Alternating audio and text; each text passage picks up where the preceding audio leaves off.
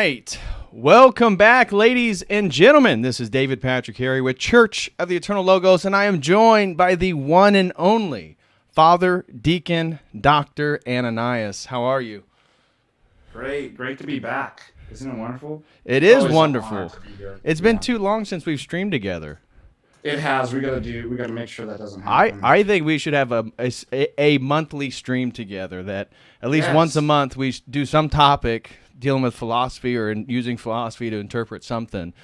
I'm for that. I think that'd be a good idea. But yeah, it's been a while, and I'm really excited for today's stream because we're actually going to be touching on a topic that you spoke about at Montanica last year, not this past year, but the year before.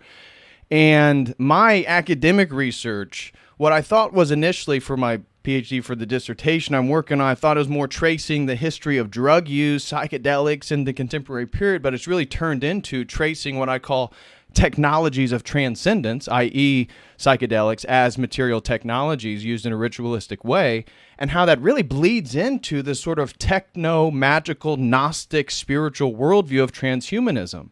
And so now my research is less on the historical use of these drugs, but how they connect into the contemporary 21st century sort of religious sentiments of science, technology, digital technologies, machines. And so this topic, I feel like we've kind of come at it from two different angles. You've come at it from epistemology and a philosophical approach, and I've come at it through basically tracing Western esoteric traditions, magic, Gnosticism. And now we're kind of at the same thesis point, and I think this is really the sort of, again, we're in the Great Reset. This is really like the crux of the future, is this sort of machine Gnostic science paradigm that's sort of encapsulating all of religion. Sorry, I laid a lot out there, but that's why I was kind of excited for us to talk about this topic. So maybe to get started, you want to just discuss most broadly this topic and sort of your approach or what got you interested into it.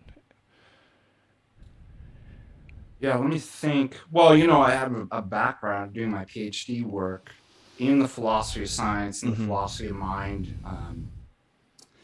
And so I've always been interested in science. In fact, my undergraduate degree had a double minor in math and science. So I've always liked science. And then, it's these kind of like rabbit holes that you can go down, and then you end up finding out more stuff. And so I'm trying to remember when this originally became an issue that I started actually writing on. I'm trying to think if it was as far back as when I presented a paper in Yash at the largest Orthodox conference that we had at the IOTA. I was already starting to touch on technology, and I can't remember exactly what started getting me to go into that area. I did read... Father Deacon, some of the people said that they hear a little bit of a slight echo. Is it possible to turn your speakers down a little bit? Maybe it's a reverberation. I don't know how loud the audio is. How's that? It could be mine. I'm going to turn mine down too. So go ahead. That should have fixed it. I've turned mine down and yours down. I don't know what would echo. I'm not seeing any echo. Any echoes? I think we're good. So that Orthodox conference was the first time you started to sort of write about this Gnostic, magical, religious... No, not even that. I started going into just Orthodox approach to technology. Oh, okay. I mean, a lot of things... When was that? That was like 2000... I mean, it was 4 years ago, so 2018. And stuff that was kind of going on in contemporary society was kind of forcing me as a clergy member and philosopher to kind of think through these things as like, well, how do we Orthodox think about technology? Is it intrinsically bad? We just got to deal with it, or is it neutral? And these various things. And then what really kind of pushed me into the whole technocracy and Gnosticism and scientism was, so that already started getting me to read more of the literature. Right.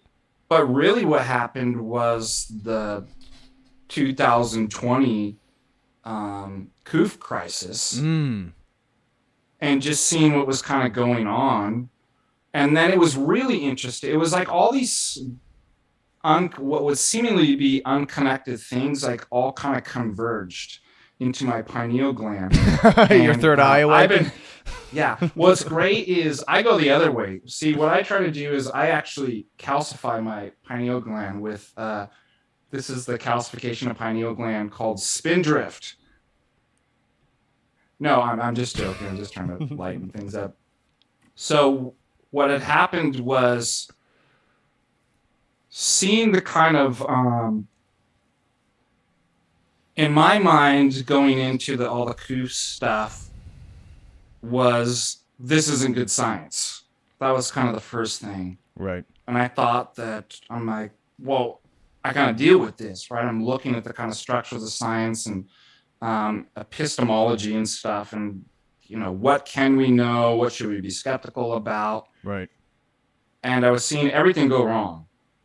But at the same time, also the kind of political structures that were determining this whole kind of narrative, right? Right.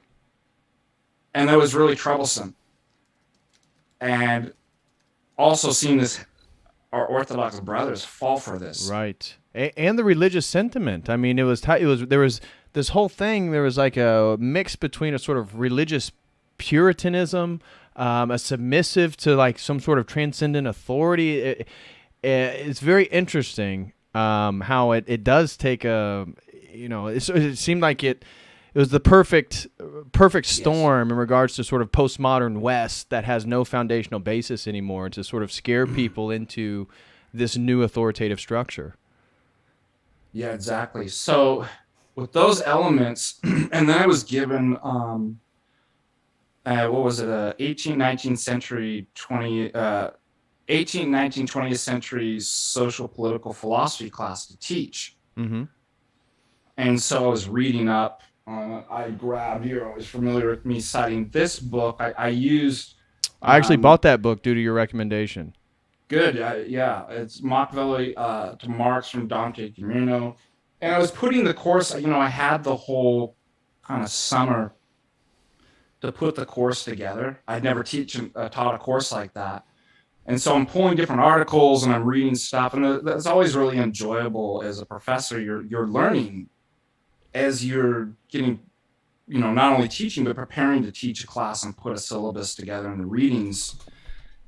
While the COOF was going on, right, while I was dealing with writing, epistemology papers from an Orthodox perspective and a theory of knowledge and different stuff like that, and then it all came together. And this was another book that I've referenced. This, yeah, there we go. Put your books up. Can we get all the audience? Pull your Eric Vogel books up. We'll hold them up together and everybody combine our powers. Like Voltron. Gnostic Science books. Yeah, that's right. And all these things that seem to be not connected started coming together. And so I started doing research into the theory of technocracy. Mm-hmm. When did this begin? How is it connected socio-politically? While I'm doing the stuff and the research about the medical science, the kind of cronyism with the pharmaceutical industries and these kind of big tech and all this, and that's how it kind of came together. And also arguing with people online. Some people are like, why come you do that? It's so bad. It's like, no, it helps me. It helps me get outside of my head and be like, what are these crazy people acting like? Why are they thinking this? Right. And I always want to have that kind of psychology, or try to get into the psychology of somebody. It's like, of course they're wrong, but how did they come to believe this? Why is it happening? What's the psychology going in? And all of that kind of just tracing and writing and arguing helped me formulate all these kinds of arguments and learn about this. That's basically the long and short of it. Well, now I want to move into, science really has never been that distance from magic. And so there's a misconception. And so now let's kind of take it back to the historical. Is in the history of ideas, alchemy, magic, hermeticism, these strands of thought about somehow through this sort of existential pursuit of knowledge about understanding the universe, understanding the world, we learn more about ourselves, and we become deified in this process. This is the basis of hermeticism. This is the basis of alchemy. This is the basis of many magical worldviews.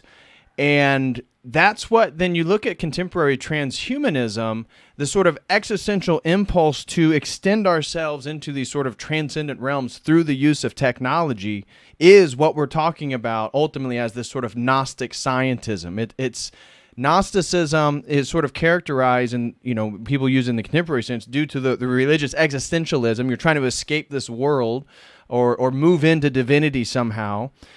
And then it's sort of dualism or apotheosis, the idea that they're going to become divinized. So speak a little bit about where you see contemporary science and historical magical thought and Gnosticism start to sort of mingle together. I mean, historically, they've never been that far apart themselves. Maybe you want to speak on that a little bit?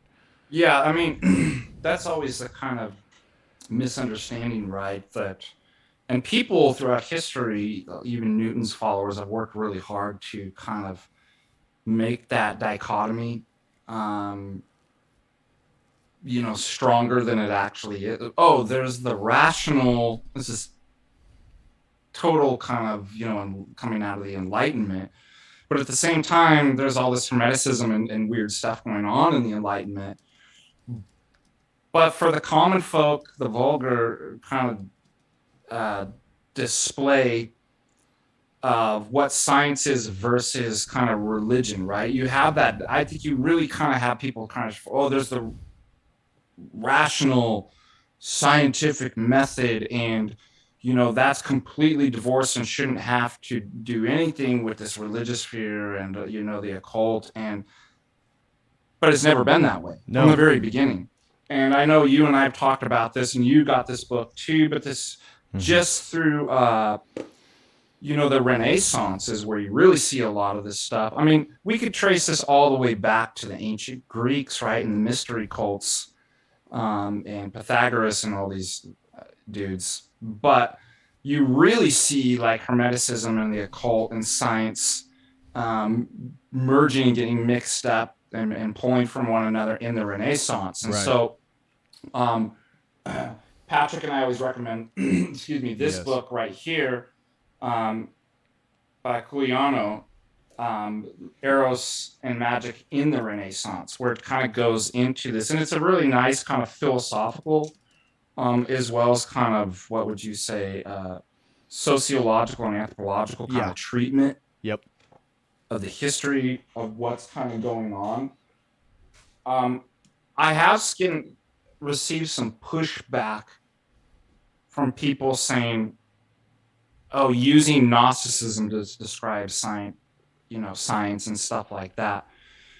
And not from the perspective of simply thinking there's this strong dichotomy between the kind of the rational, empirical versus the religious and spiritual. It's not coming from that sort of criticism.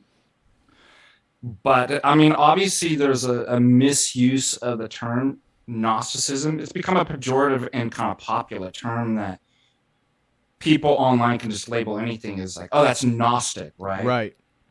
But they don't really know what Gnosticism is. Yes, and that's where I've seen the misuse of it. And the way that I've understood it, there's a prominent book called Technosis by Eric Davis that's talking about, now he's in favor of a lot of this stuff coming out of the sort of psychedelic sphere of how technology and transhumanism is a sort of Gnostic impulse for the quest of gnosis, and the full attainment of gnosis is the sort of self-divinizing process of the transhumanist dream. And so then Gnosticism is characterized by the existential pursuit, using one's will to drive yourself towards some type of ultimate transcendent goal. that's what I understand it as. People use the term sort of haphazardly. Yeah, and then it makes my job that much more difficult. And I'll just read. I have it in a footnote in one of my papers, but why Eric Voegelin uses the term Gnosticism and ties it to science and politics, and people were upset about that. Thinking, oh, well, the modern scientist doesn't have anything to do with Gnosticism, ancient. Well, and I'm wondering if I could just share my screen. So, you disabled. Yeah, I can make it so you can share it. Shareable, multiple participants. There you go.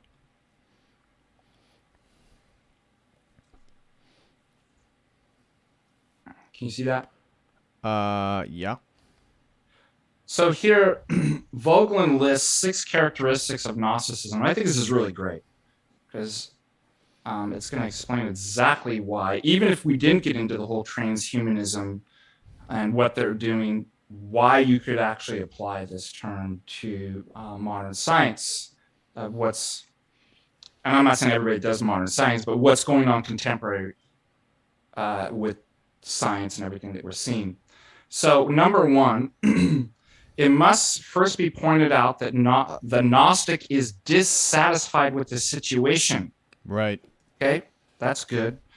This in itself is not especially surprising. Right. We all have cause not to be completely satisfied with one aspect or another of the situation in which we find ourselves. But here, it's when you add them all up together, you get a vision of what Gnosticism, either ancient or modern, would be. Exactly. 2, not quite so understandable, is the second aspect of the Gnostic attitude. The belief that the drawbacks of the situation can be attributed to the fact that the world is intrinsically poorly organized. Bingo. For it is likewise possible to assume that the order of being, excuse me, as it has been given to us men, whatever its origin is to be sought. Now, I'm going to pause right there because people have objected and said, well, look, you have an atheistic kind of modern scientific world. What does that have in common with the ancient Gnostic who believes, and demiurges and deities and different stuff like this? Right. Well, at this point, exactly. It doesn't matter what the origin, right? Right. Like if they're an atheist, the idea is it's poorly organized, whatever source that may be. And it's likewise possible to assume that the order of being has been given, whatever its origin be sought is good. Right. And that it is, and we can see an expression of this second tenet of sort of the belief that the sort of intrinsically orderedness of the world is bad is this redefining of gender itself. As we can see this sort of movement, the recategorization and the movement into this sort of Gnostic scientific paradigm where they've used institutions like the American Psychological Association to then justify and legitimate this worldview, this paradigm of the multiplicity of genders and all this different stuff. Great point. So he's just saying right here, it seems kind of more common that we think, well, if there's a problem, it's probably me, right? Human beings who are inadequate. No. But the Gnostics are not so inclined to discover that human beings in general, and they themselves, i.e. the Gnostic, in particular, are inadequate. If in a given situation something's not as it should be, then it's the fault is found in the wickedness of the world. Good point. 3, the third characteristic is the belief that the salvation from evil of this world is possible. And that's where with blending machine we become immortal, we become omnipotent, we can live in our own imagination and become gods of our own worlds. I think number 4 is really important too. And then you can even see like the influence of like Hegelianism within kind of the stuff that we're dealing with in our kind of contemporary age. 4, from this follows the belief that the order of being will have to be changed in a historical process. Right? From a wretched world, a good one must evolve historically. And then you get the Marxism, right? You get Hegel, you get the Marxism. Yep. This assumption is not altogether self-evident because the Christian solution might also be considered, namely the world throughout history will remain as it is, and that man's salvational fulfillment is brought about through grace in death. Bam, that's such a great... Wow, that's an insight. Total contrast, right? Because we get these goofuses on here. I'm a Christian Gnostic. It's like, no, you're not. That's an oxymoron. Yeah. And that sentence right there just proves it, right? Right. The Christian position is an antithesis to the Gnostic position. In the way that we get into the eternal realm, we get through it through passing through the doorway of death, first dying to this world so that when we die, we don't die. But then they are trying to defeat death by like running away from it as fast as they possibly can by use of their technologies. And we can see this historically with magic, whether it be the elixir of life or the philosopher's stone. These are just magical sort of remnants of the same, now they have the real magic, the technology to do these things that they've been wanting to do for thousands of years. Yep. And that's really kind of exemplified in number 5. With the 5th point, we come to the Gnostic trait in the narrow sense, the belief that the change in the order of being lie in the realm of human action, right? And you talked about, and this is going to tie into exactly what magic is, will, right? A will to power, kind of libido dominandi. And that's where Go ahead. Go ahead. I was going to say that's where I think it's really interesting to think about postmodernism as a doorway into the magical world, meaning that Foucault's understanding of power being the only thing that's real is really that is what a magical paradigm really is. It's about who's the strongest magician, who has the strongest will to dominate. And it's like that's kind of in the state of the world. The whole postmodern turn in epistemology is just bringing us into a sort of paradigm in which the magicians are truly in control. Yes. And that's why it's an antithesis to Christianity, because that salvational act, as he explains, is possible only through man's own effort. So notice God's not in there at all. And 6, if it's possible, however, is so to work a structural change in the given order. So this both has a structural change, both has a kind of an appeal to what we were talking about with magic, but also what's going on in post-enlightenment philosophy too. Is there's an attempt to make a structural change in the very given order of being of reality. Right. It can be satisfied with it as a perfect one, right? So you'll start to notice in all these political philosophies a utopianism. Yes. Right? But a utopianism through kind of a will to power, right? A revolutionary, the French Revolution for crying out loud. And it becomes the task of the Gnostic to seed out the prescription for such a change, right? So there's the knowledge. There's a kind of elite class, the priestly class, right? Yes. And knowledge gnosis of the method of altering being is a central concern for the Gnostic. Is the 6th feature of the Gnostic attitude. Therefore, we recognize the construction of the formula for itself and world salvation. Now, this is going to lead us right into transhumanism. Right. As well as the Gnostic's readiness to come forward is the prophet. Yes, the Klaus Schwab, the prophet, the Bill Gates, who proclaimed his knowledge about salvation of mankind. And you talked about this in the talk at Montanica. That's an ushering into Antichrist. And it's the demonic henosis. Henosis being a Neoplatonic term for like privileging unity over multiplicity. That divinity is this absolute oneness, and that when you describe those really insightful 6 points, that you saw this perfect one. It's like they mix the sort of theurgic, monistic elements of Neoplatonism with the existential elements of Gnosticism, and then with the materialism of sort of post-Enlightenment science and rationalism. This is then this sort of amalgamation and sort of alchemical amalgamation of this paradigm that we're dealing with. Frankenstein. A monster. Yeah. That's right. So I think that itself, those 6 points, is a sufficient enough argument to make the bridge between ancient Gnosticism and what we're seeing now. Right. Yeah, and then I can see all of these elements in Nietzsche, right, in Hegel, and Marx, every single modern political, right, and that includes liberal democracy as well, right? Right. And now you just have this new element when we tie it into technocracy, right? Like you said, these algorithms, it's these connecting all these points and making something kind of new that we haven't seen. Right. Because I've heard people say that, well, there's nothing new under the sun. It's like, well, yes and no, right? Right. But there is, right? This is something new because these connections didn't exist before. Yes, there's reoccurring themes and stuff like that, i.e. the Gnosticism. But here's something new and requires a new sort of analysis. And I truly believe that. Right. Yeah. And as Pano said, I think that's a really good dialectic, is it's theurgy versus liturgy. And so this worldview it is a theurgical process where through these sort of magical understandings, rituals, gnosis, semiotic structures of sympathetic relationships, that they can affect the whole. And I think, again, 2020 and the pandemic is a perfect example of how people are being manipulated, and they're falling victim to this sort of this Gnostic Scientism.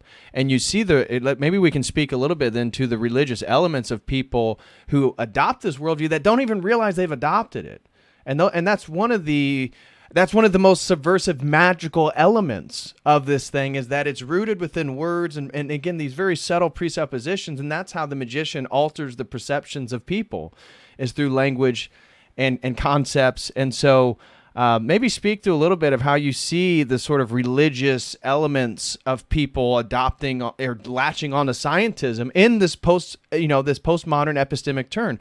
People don't know what to cling on to. Right? Nobody believes in religion anymore. Tradition's gone out. Patriarchy's bad. Objective truth apparently doesn't exist. So now there's a global pandemic. What are you going to do? And then you've seen this latching on into scientism. Yeah, and when I taught this course, I wanted the students to discover this, on their own.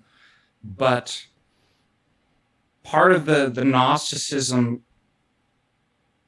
the old world must be destroyed.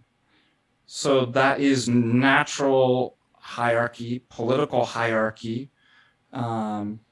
This is the egalitarianism, the fraternity, the freedom, right? All that structure. Why? Because it has to be destroyed. Why? Because that's what's going to prevent your project, right? Those are the impediments, right? So the old world has to actually be destroyed, and now they're going to make a new world. But out of what? Right? And I mean, Nietzsche already talked about this. He was prophesying, in a sense, philosophically, about this is what's going to happen. He's going to remake the world in his own image, right, according to his own likeness, right? And this kind of protagonist, dictum that man is the measure of all things, and that's where you kind of get the will, the power, and it's the hermetic. That's the hermetic dimension of this as well. Is the microcosm, macrocosm element again? Because that's the whole point of Hermeticism: is man becomes divinized and becomes one with the cosmos, and attains his status as the God, the sort of theurgic God, through practices of ritualistic magic, through understanding the sort of sympathetic relationships between layers of reality. And so that's what then, we don't need to get into maybe some of the magical ritual workings of the elite, but certainly elements, some of them, I mean, it's a factual statement to say some of them literally believe in the magical reality of the world, that rituals actually do affect reality. And so...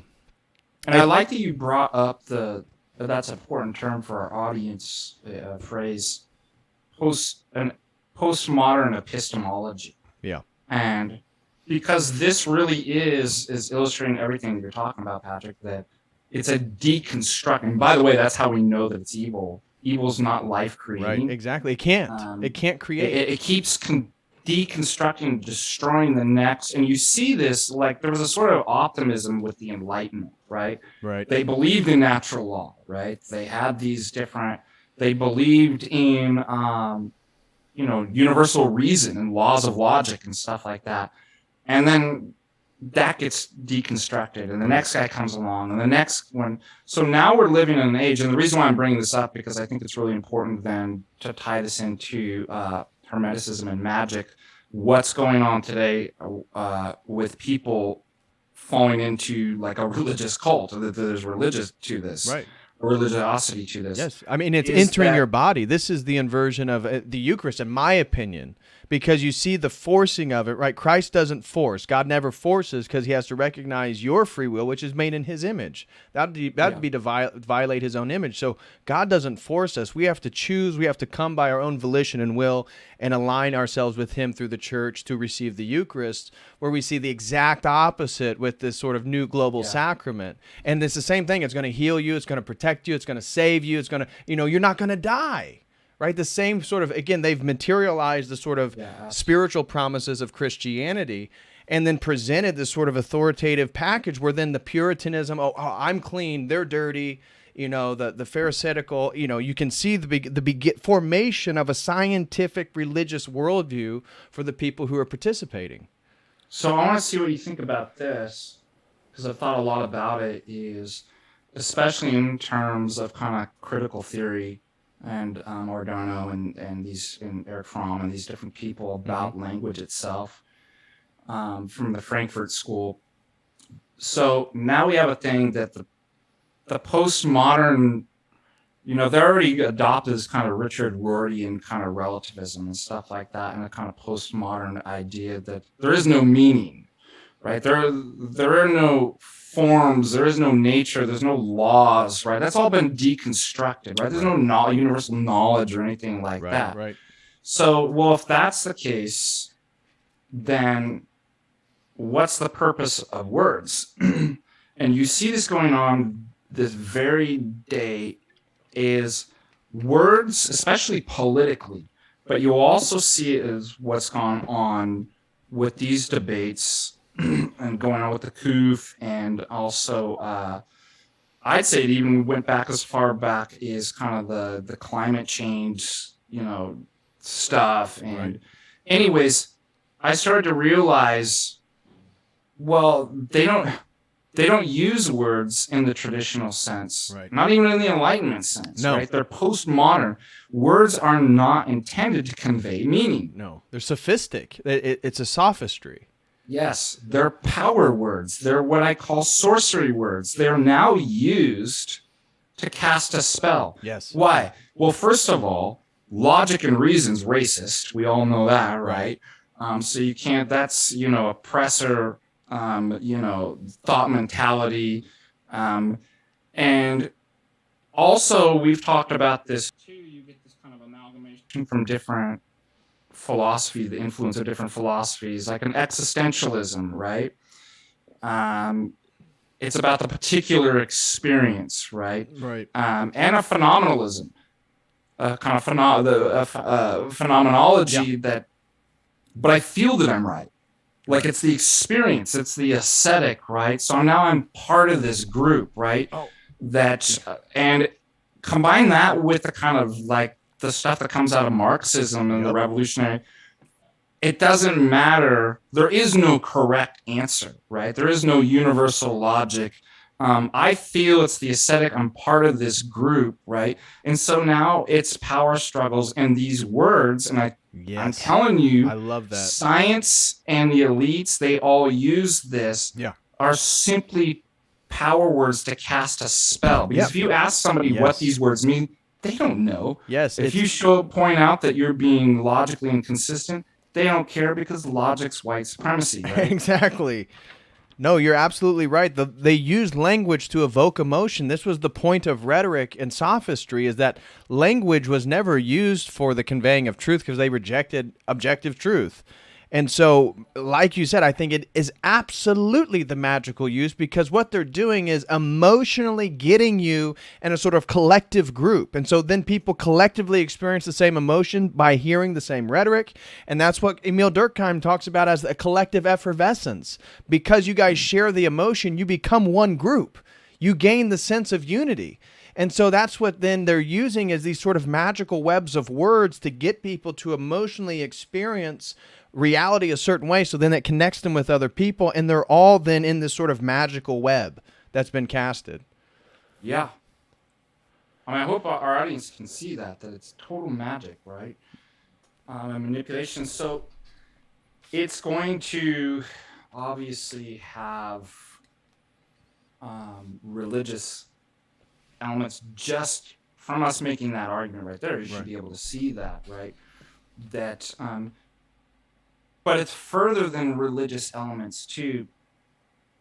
It's cult-like religions. Yes. Because what are cults? That's why I always call it the branch Covidian cult members, right? Yeah, you can't leave a cult, right? And they don't want you to ever leave. You're not allowed to change your mind. And when's the last time you heard a cult teaching like logic and critical thinking? Exactly. Yeah. No, they want people to be emotional. That's why they get, and that's what I love when you're talking about phenomenology, because it connects the philosophical school of phenomenology coming out of the German idealism, post-Kant, the Hegelian stuff, the idea that my subjective consciousness needs to study itself in its interaction with then the grand universal consciousness to understand the synthesis that it's leading towards. That is Hermeticism too. This idea of the macro and the micro, and so it's like phenomenology, the postmodern turn and the deconstructionism. It coalesces so nicely with the history of magical worldviews. And let's talk a little bit about the aesthetic too. That you could see this kind of, and all of these groups will be Gnostic. In fact, Vogelin talks about both the Bolsheviks and the Nazis were Gnostic, but modern Gnostics. And let's tie this into how are they cult-like? Well, do you notice they all have an aesthetic? They all have identifiable uniforms. Yes. Right? That it looks a certain way. You want to be part of the... And I really saw this with the Koof stuff. Yes. Is that it was a look, right? And it was an identifiable uniform that people actually wore. And then it was these power struggles that it's like, well, I'm wearing my uniform because I identify with rationality and science. And you, your freedom or your backwards kind of, this really became a thing. But then if you question, first of all, they were using non-scientific principles. Right. They weren't questioning. And this gets into what I argued in the paper of part of Gnosticism too, is, what does Vogelin say? He says it's like a swindle, right? Right. And because you're basically doing something, right? You're doing something wrong.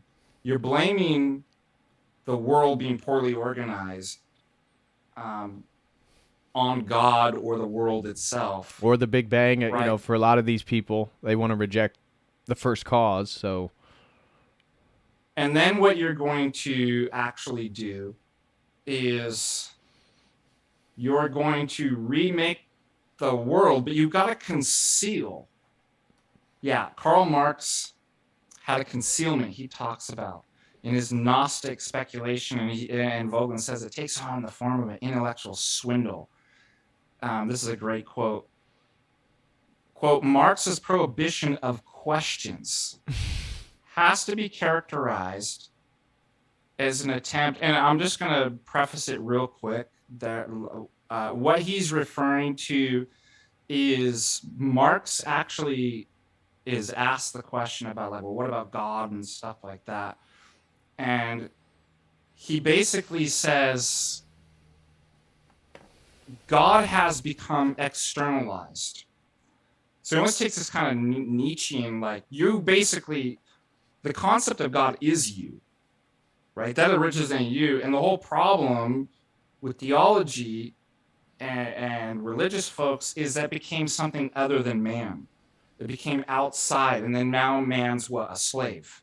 He's a slave to the concept that should be within him, right? Which is total nonsense. Mm-hmm. But what he wants to do then is, I'm going to destroy that whole kind of picture, right?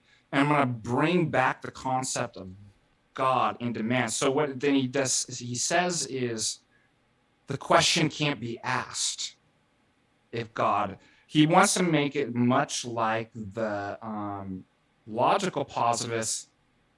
It's not a meaningful question. In other words, you're not allowed to ask that. Right. The only meaningful questions for logical positivists are the ones that can be empirically verified. So anyways, I'm just giving you a preface to why Eric Voegelin is going to say what he says. And he says, Marx's prohibition of questions has to be characterized as an attempt to protect the intellectual swindle of his speculation from exposure by reason. That's the question. It's like, well, wait a minute. Where's you question the presuppositions? What's reasonable about that? And Marx is like, you can't do that. But from the standpoint of the adept Marx, the swindle was the truth. So if you're like, what's the truth of that? Well, you've taken on this kind of, there is no truth. Right. The truth is whatever is my making. Right. Or even my subjective understanding of my own experience. Yeah. It's the system that I created. I've defined just like the which logical positive. And makes I defined, if I made it, then it's true. And in my system, I made it so that you can't ask those questions because that's a meaningless thing and within my system. And there I've hidden my sin and murder and crime, right? That I killed God and all the world, right? Well, that's what we're seeing with minor attracted people. I've got to prohibit that. And so I think we see that in all, whether it's, National Socialism, Marxism, Bolshevism, or the modern coup. What was it? They said, they never allowed us to ask questions about what makes science actually science. Right. And what good what did they do? They used power words and socio-political and other pressures to make sure that you didn't ask that question, because guess what? It would reveal their swindle. Right. That they're literally making this stuff up as they go along and creating unreality and presenting it as the swindle as if it were true and real. Right. And that's demonic. And another element of that sort of cult-like process was cults. You talk about how they have a uniform, but they also have cult-exclusive spaces. And we saw that with the Vax Passport, is that was a marking of compliancy to enter the cult. And so then they try to entice people that, you can enter these spaces if you get your passport, you get your jabby. And this is part of a cult-like phenomenon to, again, the clean versus the unclean, to create identity, create new identity of self, which is that. And it gives an elitism too, right? Yes. That's another thing that you see in cults, that you could have a privileged class. So they use. Which is interesting, magically, sympathetically, they view themselves as elite because they're listening to the elite that are trying to control them, right? There's like a sympathetic connection of narcissism. And then what does a cult also do? Public shame. Yes. Oh, great point. Yep. So to manipulate, you step in line, you don't question things because then you're the leper, you're the outcast. And how do they shame you? You science denier. You deny science. Yeah. It's like, what? And then they went even further than that. They went to they took people's jobs away and their livelihoods. And did you see what the CDC did this week? Turned around and just went right back to before COVID, right? All non-vax can do the same thing as vax. Vax people can still get COVID. It's like, and not to quarantine. Yeah, not to quarantine. It's like, what? Everything that your good deacon here has been telling you for the last 3 years. Yes, they admitted. The CDC just changed it, and I was the bad guy, right? Yeah. Exactly. It's like they admit it now. And that's where it's like, if you did get the jab, and this is where I did. I know a guy, worked for a really nice job. I see him at the gym. He works out at the gym, has a really good job. His job was forcing him to get the jab. He didn't want to. He put it off as long as he could. They basically gave him a week. He had to decide. He went with the Johnson & Johnson because he didn't want the mRNA. That was good enough. They moves on. Now, a year later, he doesn't, there's no need for the jab, obviously, for everything, for the whole world. And I saw his post. He was very upset. I saw his social media post, and it's like, well, at least he got it. He understood that he was had, and he had his hands behind his back because his corporation, his job, and then his job was supplying his wife and his kids and their college and in this whole thing. So it's like his hands were behind his back, and then he already believed it was a sham, and then he got suckered into having to get it, and a year later it wouldn't have mattered anyways. Now nobody has to.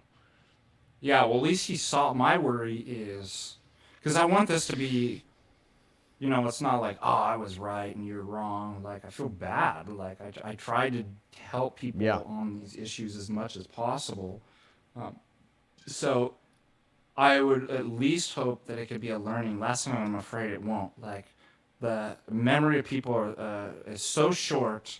They're so brainwashed by, and part of this has to do with technology itself, that all the information is processed faster and faster. Larche talks about this in his book, The New Social Media, that it means that your memory is short. It means you're more easily manipulated too, and controlled and different stuff like that. So unfortunately, the whole thing, and this is, we'll get later into this, what technocracy is this kind of, we'll go into like what the kind of philosophical theory is.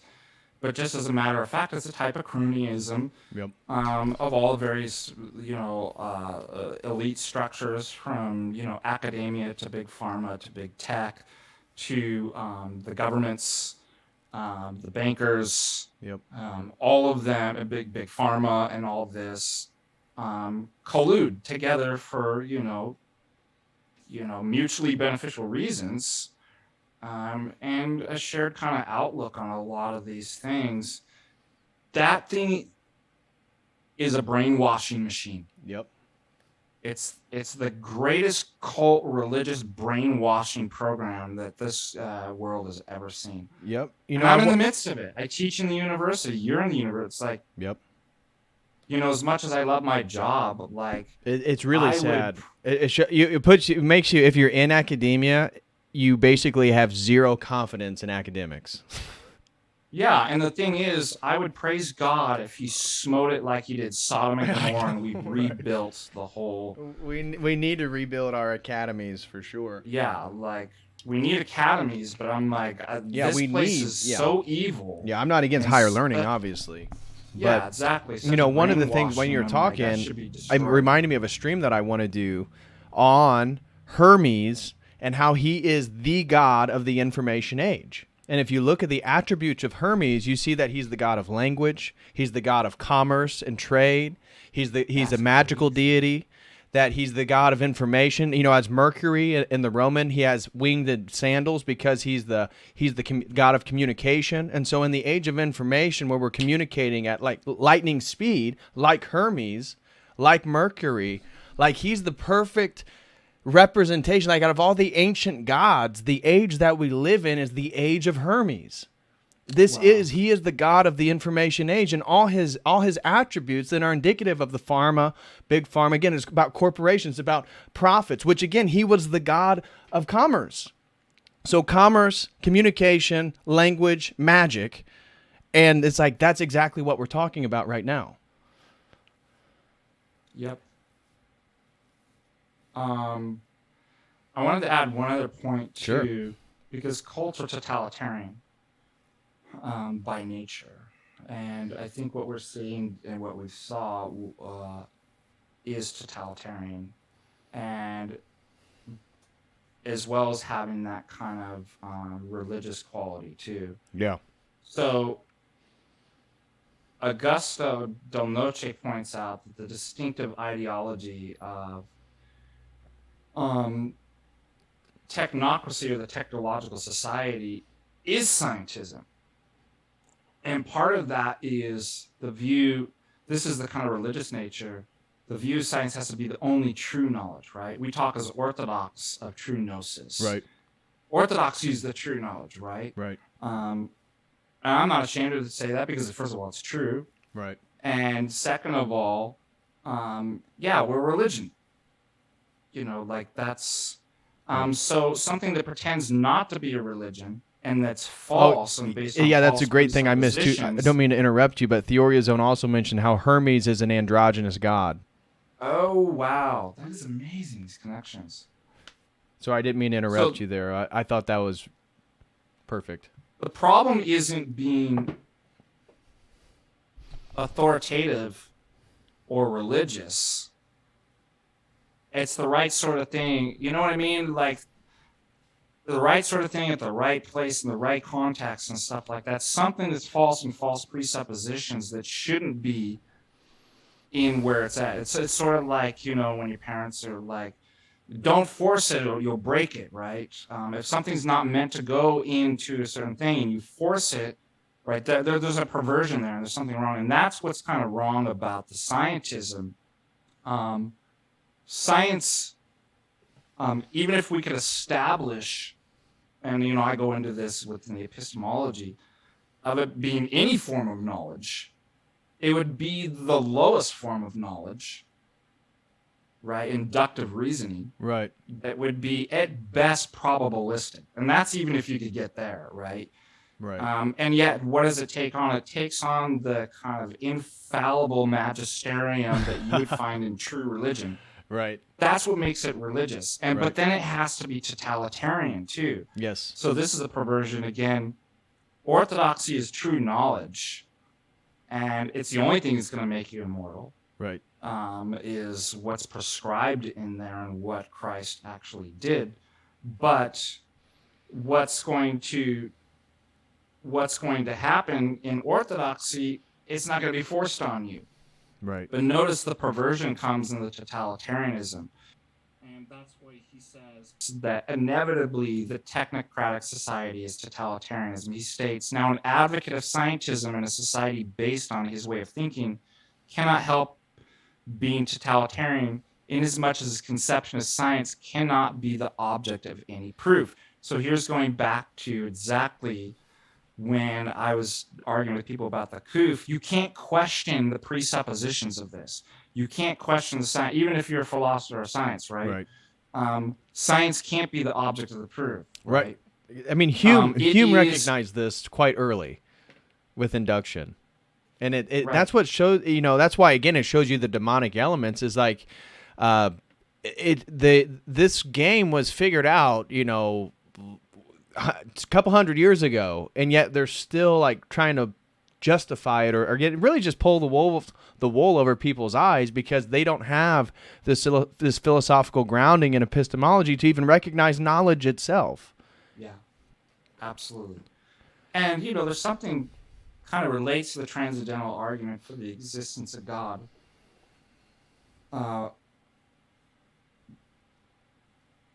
The Trinity, as revealed, Right. is our epistemic standard. Right. Okay, as the psalmist says, God is the Lord and he has revealed himself to us. If that weren't possible, knowledge wouldn't be possible. So in one sense, you notice the perversion here too. Can God be the object of any proof? No, he can't. Why? Well, if you find the ultimate epistemic standard by which we make any judgments about experience, inferences, the possibility of knowledge and experience itself, and that is the ultimate epistemic standard. Yeah. What other standard are you going to use to judge that? Right. That is the standard, without which there wouldn't be. No, and I make these arguments all the time. Right. So what does the Gnostic scientist do? The Gnostic devotee of scientism. He does the Nietzschean deicide. Well, I'll kill the necessary preconditions for the possibility of knowledge, i.e. God, Right. and I will place myself there. Right. Right? Right. And then I'll conceal the crime that I actually did. And then I will pretend and elevate science, which in Latin is scientia, meaning knowledge, episteme in Greek, and make it the apophatic, epistemic, apodictic. I'm going to give you a bunch of words. I like it. The apophatic, meaning there is nothing standing behind it. There's nothing more that can be said. Apodictic, highest infallible, right, indubitable epistemic principle for the necessary conditions for the possibility of all knowledge. They have done a swindle. They have killed God and put science, which is a methodology, right, and a practicality, as their God. And that's what makes them not only guilty of deicide, but it makes them the religious, the authoritarian, the Gnostic, and a devotee of scientism. That's how they all connect together. And that's the sort of that's the Luciferian of it all. That's the false light, the sort of Promethean promise that the deicide, they supplant God with themselves, which is what Lucifer did. And the original fall, the bringing of evil itself is wanting to supplant God as myself. And so that's what then people are doing. That's what the institutions have done. Then people themselves are falling into that. And it's sort of this continual recapitulation of Lucifer, which goes hand in hand with Gnosticism as regards to Lucius, the light. So it's like people think they're pursuing this light of knowledge and they're progressing and they're moving forward in a sort of self-deification process, depending on, again, not all of them probably are totally as theistic about their self-deification, but that is what this is about. It is about transhumanism. It is about man creating these sort of deific categories through his own existential will. And it's just Lucifer over again being played out across individuals. You almost got me there, Satan. But I like that you use the word to progress, right? This is a term that we're going to see over and over again, like even politically, progressive. Oh, he's progressive, right? To the progress from the Enlightenment and all this stuff. Well, do you know that this concept really is either, really kind of created or made more robust with the founders of scientism, Comte and why am I blanking on Saint Simon and their scientism. You actually get this. I mean, I think the idea and concepts already in, and we could trace this back to kind of conceptions of time. So the Greeks were cyclical, right? Right. This is everything a circle, right? Yep. Literally just repeats. And then I think modernity in deconstructing that then is progress, right? So you have this kind of linear upward. And I would say the Bible and the biblical worldview influenced that presupposition because of the beginning, the middle, and the end concept of the sort of eschatological, teleological framework of Christianity. Well, that's what I would say. Our time, an orthodox theory of time is neither cyclical nor linear or progressive. It's eschatological, right? Right. Exactly. Now, it might have elements where you see, like a St. Maximus, as the beginning and the end come back together, but not in the way the Greeks would. Totally different making framework. All things new. Right, because it's not this transmigration of souls that the Platos and the Pythagoras taking the cyclical worldview believed in. No, you get one life, and that then I think is a presupposition, a precondition for this beginning, middle, of an end concept that Christianity, that is the worldview, and because every single worldview, every single spirituality that believes in reincarnation is ultimately relativistic. Yep. But I just thought that was another interesting thing that progressing. Yeah. I think Tristan Engelhardt had pointed out too with this. I mean, progressing to where? Towards what? From where to where? Like, exactly. What are you talking about? Exactly. And that's what I think, again, Billington, that fire in the minds of men, that's the revolutionary spirit.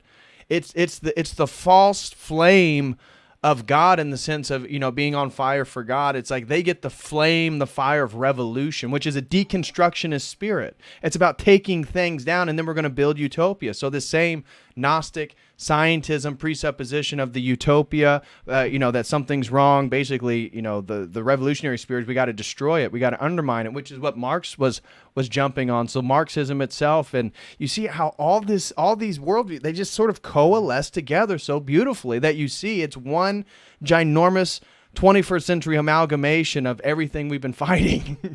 It's We'll the super about, beast. like, your kind of thesis of blurring and dissolution of boundaries and all these things that you might think they were contradictory and couldn't be mixed together. It's like, well, surprise, guess in the new world, in the new age, Yeah, exactly. it all can be mixed up into a great, fantastic monster that will destroy everybody in the world and their souls. Exactly. So maybe we can move into then. We still got. Let's see here how much time we have. We've been talking for an hour and 9. Maybe for another 20 minutes or so, then we can take some super chats. But maybe we can move into the technocracy itself. And so this is kind of what I was hinting at with my speech in Montana with the demonic hypnosis, because I see the technocracy as, again, a presuppositional paradigm, a framework of understanding of this dissolution of boundaries, where the only boundary is whether you're outside or inside the sort of technocratic worldview, the sort of technocratic cult. And the blending of genders is then in the technocracy, well, this existential, we create genders. We create the categories of sex and genders. We create the definition of man. I just did a stream on rootlessness and what I called the death of man, and that is the severing of this sort of ancestral connection of tradition. No matter what tradition it is, the history of men themselves passing on the lived experience of a man to the next generation, we are seeing the severing of that with the sort of postmodern global culture. And again, the idea of progress, which is part of this new definition of what man is. People aren't conscientious of it, but the redefining, the new identities, the cutting off your genitals, like this is a severing of the historical definition of man, which man has always been tied to the history of other men before him, and creating a new definition where male, female, it all blends together. It's a new concept and people aren't aware of it.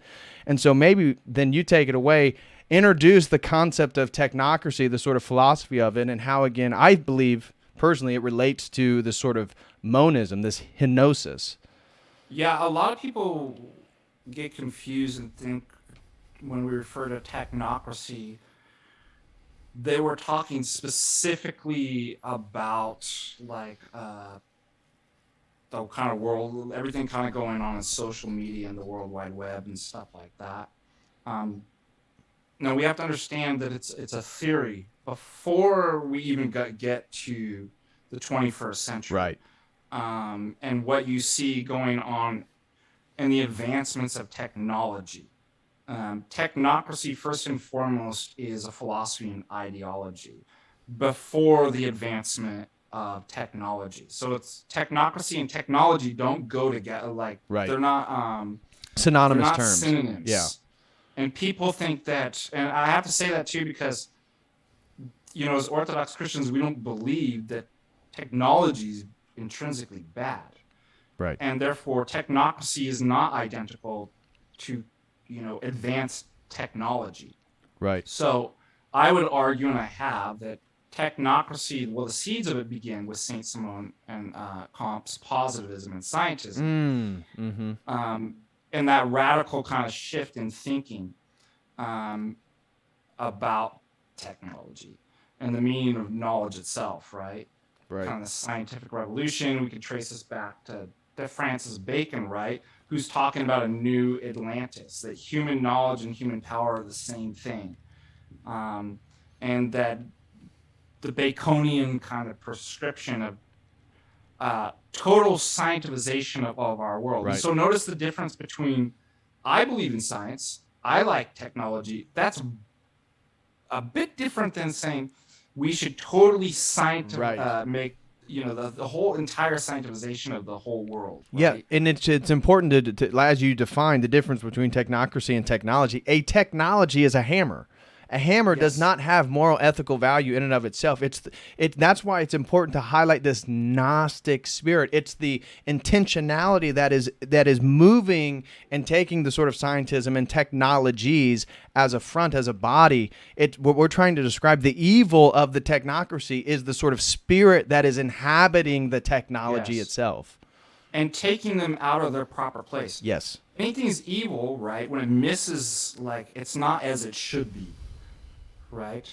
When you take science and technology out of its proper place, when you take the world genders or human beings out of their proper place and reconceive and put them somewhere else, that is the very illustration of what we mean by evil. So this kind of Baconian prescription of the total scientization of the world, where he conceives, and this is totally the Gnostic Scientism, of a new social order. I'm going to make a new social order, right? Right.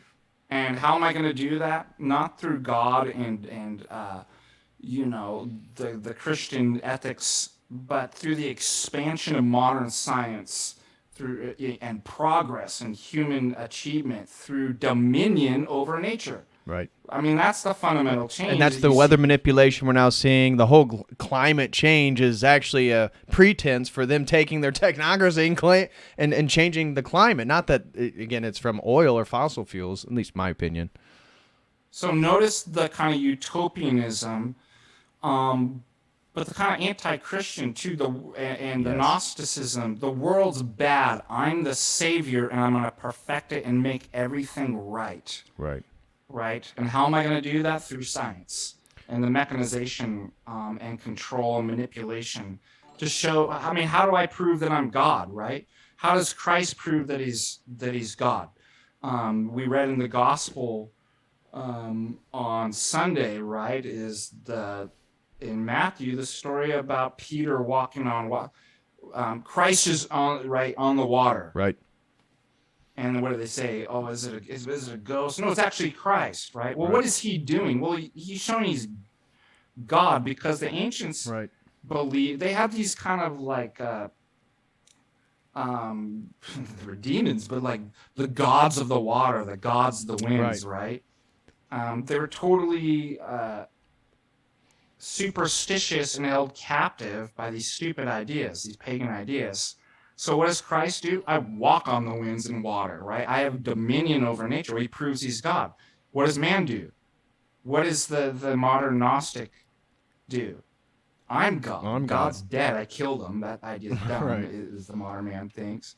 I'm God, so I'm going to walk on waters. I'm going to raise the dead. I'm going to have dominion over nature. That's the Baconian, right? That's where it begins. Right. And that's going to lay the seeds for what technocracy is. But that even has ancient roots in forms of shamanism. So we can look at what does the shaman do? Well, he believes that he can also manipulate the weather through the use of spirits and get into these altered states. And in a way, again, that's where I've made an academic argument that the drugs themselves are technologies for the purpose of this, and that's why then it bleeds into the 20th and the 21st century, and why all the psychonauts of the 20th century, Leary, Huxley, Leary, Robert Anton Wilson, Terence McKenna, they're all in favor of transhumanism. They're all in favor of existentially moving into the machine. Yeah. Remember the Pink Floyd song? Welcome to the machine. And so it's you see these elements everywhere, and but we have to tie it into the political. So in order to get a theory of technocracy, I just kind of laid the groundwork, like where the spirit, kind of the seeds are coming from, this kind of different orientation, way of thinking about. Now, in order for it to be technocracy, it has to connect in a unique way to politics and political institutions, as John Gunnell points out. So in Normie and in antiquity as well, I'm not saying antiquity is Normie, but in Normie's minds, the highest power are what? Political institutions. Right. Yeah, governments. Right. I mean, that's what libertarians always get wrong. I guess the UN now, like these fine, right? Yeah, these super governmental structures like the UN now or the World Health Organization, right? These things that sort of unify the governments, and that's why you see the spirit of against nationalism. It's like, well, we give authority to these unifying institutional structures, but they're not the highest power. That's what the normie. So this is where technocracy comes in. The theory comes in and says that the politicians are now to be replaced with a parliament of technical experts. And that doesn't mean the kind of modern, sophisticated technology that we see today. But it's the scientists. It's the elite class with the knowledge. What they'll call them the technical experts, right? Those are the technocrats. Oh, yeah. No, I see what you're saying. Yeah. And that's to be contrasted. They're not voted in. No. Participate in politically. They're non-elected experts, right? And so the technocracy provides, so going back, kind of connecting to Bacon, a new kind of vision of the world and mankind. So it's industrialism. That's the other necessary ingredient too. All of this technocracy theories coming in exactly during industrialism. Right. So that's why it doesn't have to be people think of technocracy as computers. It's like, no, it's the bureaucracy. It's the bureaucracy and it's industrialism. Right. So which they go hand in hand. Even all the way back then. Right, and they go hand in hand with the they thought an elite class of engineers, scientists, industrialists, and planners, just like you see with the EU, will systematically apply my technical, sophisticated knowledge to solve all problems, social problems, economic problems. This is exactly what you're seeing with the World Health Organization, the EU, and Davos and stuff like that. It's not just about climate change, is it? It's everything. Right. It's a whole... we're going to solve all the problems. Poverty, which is so stupid too, right? That it's so anti-Christian to think that you'll actually solve poverty. Why? Because Christ tells us the poor you have with you always, right? We're not supposed to believe in utopia. Christ, you're wrong. Yeah. Well, and we're, as Christians, we don't believe in like these sort of political utopias. The only utopia is the second coming. That's it. Exactly. Until then, there is no utopia. There is no stamping out homelessness or hunger or the poor. I mean, we got to do. That's why we're called then to deal with that and address those ills and that suffering, because it's not going to go away. Yeah. So just think about it this way.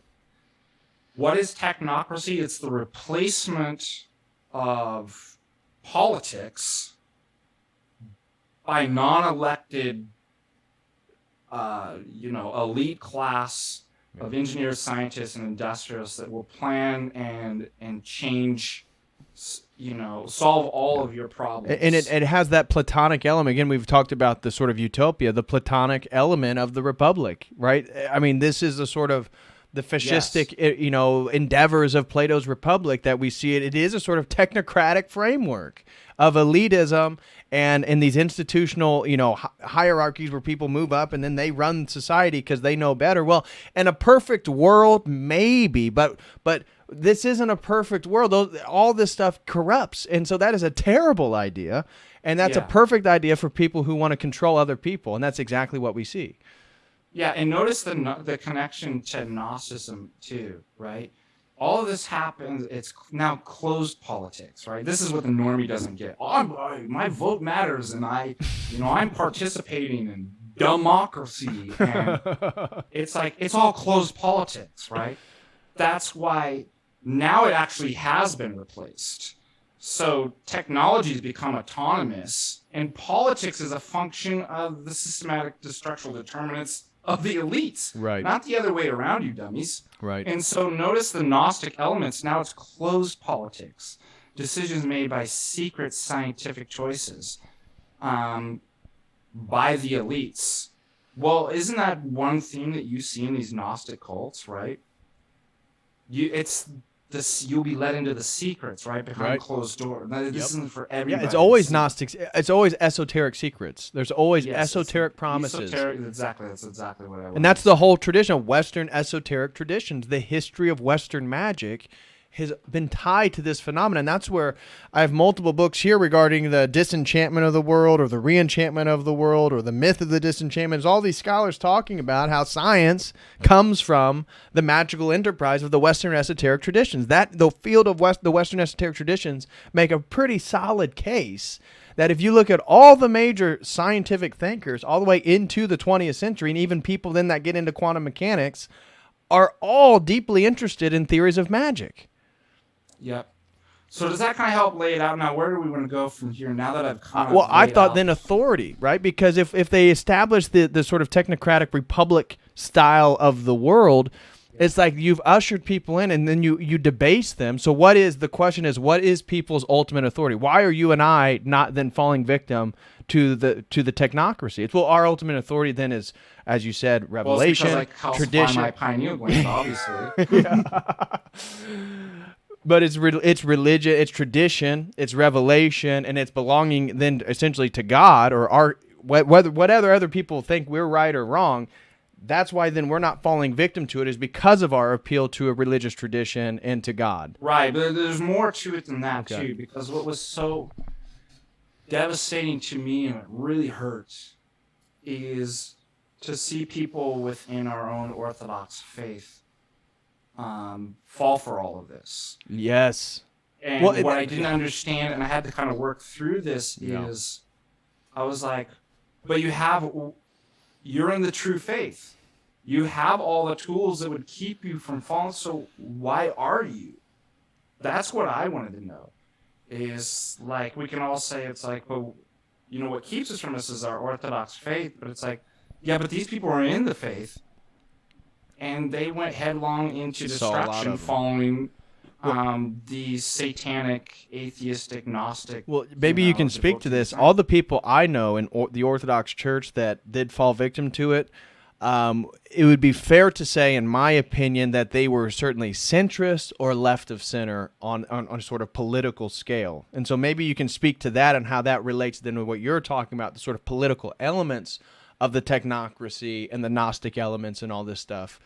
Or maybe you don't agree with that. Maybe you saw some pretty... But far more so in centrist, liberals and the left. I didn't see any really hardcore Orthodox people fall for it. Yeah. So I think those in the right and conservatives who did fall for it fell for it for different reasons than a left-wing liberal moderate centrist. Yeah, speak to that. Something like that.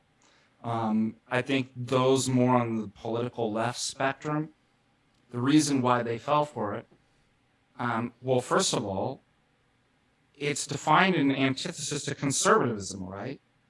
Conserve to conserve the values and traditions, right? In fact, the left-right paradigm goes back to literally spatial locations of the French Revolution. The assembly and during the French Revolution, those on the right that want to conserve monarchy, the monarchy, and the left was the, Jacobites and all these different people that the socialists, and different stuff like that wanted to. So I think that's one element. Well, what is there epistemologies different? I mean, speak to that. Like, what is the epistemological difference then of the contemporary leftist versus the conservative normie? So just normie framework. And I'm just. They don't have an epistemology. But whatever they think they're appealing to. I mean, because there's a lot of people that aren't philosophically sophisticated that picked it up, they got it, they didn't. Oh crap, they're trying to kill me with the jibby jab. Is this an epistemological thing? Is this a religious thing? Is it a spiritual reality? So there's never kind of one. Yeah. What do you think that is? What is it? Why is it that certain people saw it so clearly? I mean, is it the news, whether they're Orthodox or not? What's your kind of framework, your take on that? Well, first of all, it could have. I mean, there's a lot of different reasons. Like I said, there's not going to be a one-size-fit-all answer. Right. No, we're not going to reattempt Comte, right? The totalizing definition and system to end all systems. Well, I mean, think about this, because I was thinking, like, I'm always trying to introspect on myself, like, because I made mistakes, and then I start asking myself, like, well, why didn't I fall for this, or why do I believe this? And I start to realize, just speaking from my own perspective, and I actually even think that it has to do with my name that I was given. Just like the Johnny Cash song, A Boy Named Sue, that can really determine who you are in your life. Yeah, definitely force a boy to be tough. And so, I was given a pagan Norse name, Eric, with a K, right? Yeah. And that meant something to me. And the reason why is I never met anybody with Eric, another Eric with a K, hardly ever.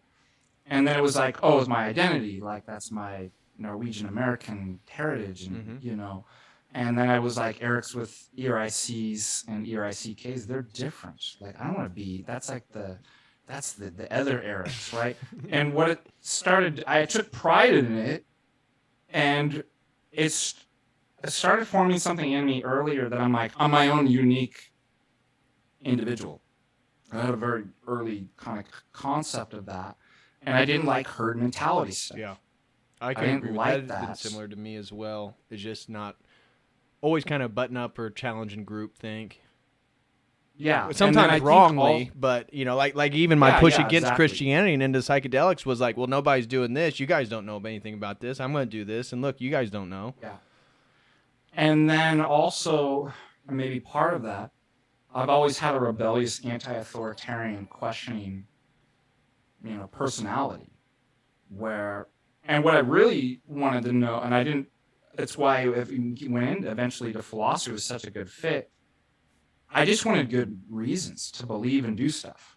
Yeah. And nobody was providing any good reasons. I need to know why. The why question. Yeah, and I was like, well, I'm not following, like, it was always, growing up through grade school and all the way into high school, because we said so. And I'm like, well, that's a dumb answer, and that's unacceptable. So I know personally there's some disadvantages that obviously got me in a lot of trouble growing up. But if that's a gift. Everybody's been given gifts. The parable of the talents. What do you do with that? That's an energy, a divine energy God's given you. And if you direct it in the right way, that's exactly what allowed me personally to be like, I'm not falling for that because I don't believe I need good reasons. I need to be introspective. I'm not for arbitrary authorities. I'm not for coercion. These different things. I think a lot of people that rejected it have a similar spirit. Yeah. In that too. You mentioned too, I'm not a particularly holy person at all, but a holy person whose noose is cleaned, they would see it. So if they remember it says in Scripture, put first the kingdom of God and the rest will be added to you, right? Right. That person was able to see through all this stuff. First and foremost, and this gets to my kind of final point, the reason why people fell for it is because they made idols. They clouded their noose and they put things before God. And they didn't realize, and they still don't realize that. Right. That's, and we all do this. Right, we all do it when we sin. There's a kind of mystery as to why didn't my idols cloud me from seeing it? I don't know. Why did God give a grace for me to? We don't know how that all works out, but it will. It's not a math equation. Because God is looking at the whole human person through not at a particular point in time, but kind of kairotically as a whole, right? And they see you, and God interacts in that way. So I don't know. I'm not in that kind of. Yeah, and that's why we can't, and that's why also the Orthodox Church, we don't make claims about people's salvation, because how can anybody make a judgment from the perspective of God on somebody's human soul? We can't. But I can certainly say, if you went down the wrong road and you got a false conclusion, I can definitely tell you what influenced that. Yeah. And like I said, from the left paradigm, politically speaking, well, guess what they believe in? They believe in progressivism, right? Right? And anti-conservatism. Right. Second of all, they're all about centrally planning. Yes. And that the state and the authorities are the ones to do that, right? So, and they believe that's in the spirit of egalitarianism, so they push freedom down farther. And it's like, well, no, we need a kind of paternal, kind of elite class essentially plan. So they all buy into this, right? And that's what I was kind of baiting you into at the epistemic question regarding the left and the right, because I would say, to some degree, the left, whether they're conscientious or not, has already bought into that sort of postmodern epistemic turn, where they believe, whether they think they do or not, they believe in relativism, and that's why then the authoritative systems of the government or the technocratic figures that exist, that's why their word is gospel. because they now let me be fair and now provide the critique of the right paradigm, right? yes, do. Because so it doesn't mean they're any better, right? No, and yet what are they going to do? They're going to be like, would say we just go back to the founding fathers and this godless, atheistic Enlightenment philosophy. Then everything will be fine, right? Now, I say that facetiously because they think everything was like a perfect kind of... They've fallen for the same thing of this kind of utopianism, right? Where, oh, wow, the beginnings of the United States of America, I mean, was just such a Christian... It's like all the people that came over here are a bunch of freak cult weirdos. Don't call me that. Couldn't get along with the religious norms in England, right? These people were freaks, right? And then the rest of them, the elites, weren't even Christian at all, were a bunch of Freemason, and all of them were the product and embraced a god, the same thing that we're critiquing. So both the principles bad. They just took it two different ways, right. Which is why it's the libertine individualism versus the collectivism of the socialist, the communist, the whatever it is. Yeah, it's like it's the strive between the multiplicity versus the unity thing, right? It's the one in the middle playing itself out in politics. Now that doesn't mean so just because I critique both of those, so they both have false presuppositions, right? Mm-hmm. I certainly think one. That doesn't mean they're both moral equivalents. Because people will say like, oh, they're both evil, right? Mm-hmm. And it's like, no, yeah, exactly. You can't do that because that's another form of like category or relativism. Trap. It's like things are on spectrums. Like that's why nuance, particularities, specifics. Like we can both. You know what that's like saying? Huh? It's like, because people say this to me all the time. It's usually libertarians too. They're both evil. It's like, no, they're not. Like yeah, ignorance and evil like is not the same thing. Conservatives in right-wing politics, like I'd say, is dumb and often annoying. Yeah, ignorance and evil. It's not a death cult, dude. They're not trying to kill babies. Like they're not trying to like take the genitals off your child. And what's the Salvation Army are both wrong. They're both evil. It's like, no, dude, they're not moral equivalent. They're both wrong, right, for different reasons, and maybe even tracing back to a fundamental same incorrect presupposition and principle, which one of Dante Germino's, I can't remember who it was, but it was a student of his or something. He says, Marxism and fascism, the two had what was it? Communism and fascism, the two heretical twins of Marx. Yeah. I was like, that's a perfect... I love that. I'll probably try to steal that one. I'm like, they both come from the same... Everything that we outlined here about Gnosticism,